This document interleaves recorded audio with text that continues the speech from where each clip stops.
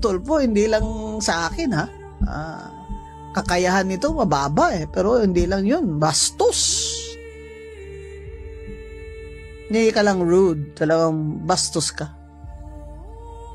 Nagkukunwari kayo na magaling kayo, tapos yung background nyo, yun lang, tapos ibangga nyo kay Senator Marcoleta, tapos kukelyuhan nyo pa. Saka, sabihin mo, basurero yung mga 18 Marines security. Basurero ba yun? Galing ng Amerika, nagmilitary siya doon, pangalan niya ay Eric Sylvester. Ibang pangalan niya doon.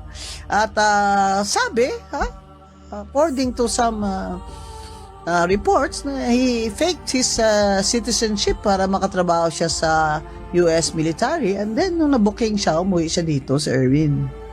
At syempre wala naman siyang trabaho, so gumaya siya sa kuya niya, kay Rafi, na gumawa siya ng radio program. Yan ang problema pag nag-i-elect tayo ng mga senador na ang hilig-hilig lang po magkomentarista lang.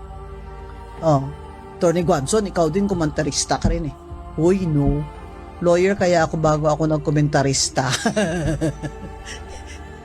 Nagkukunwari kayo na magaling kayo, tapos yung background nyo, yun lang, tapos ibangga nyo kay Senator Marcoleta, tapos kukelyuhan nyo pa.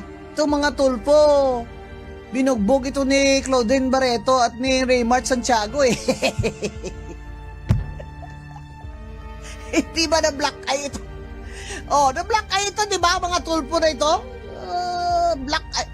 Ay, kaibigan ko yan si Claudine Barreto, Ilongga yan ha. Nanay yan, Ilongga, tatay, Ilongga ha. Sige, punta ako dyan sa Senado, dalhin ko si Claudine Barreto. Para matakot ka, Erwin Tulfo. Ano ba yan? Tatlo-tatlo na kayo tatakbo dyan? Tatakbo si Rafi Tulfo for re-election. Tatakbo pa yung Ben Tulfo. Ano ba akala nyo dyan sa Senado? By one, take three? Grabe kayo mga Tulfo kayo. Ano ba mga abilidad nyo at buong pamilya nyo na lang ipapasok nyo dyan sa Senado? Di wala na kaming check and balance dyan. Magkukuntsabo na lang kayong tatlo dyan. Ano pa nga ba?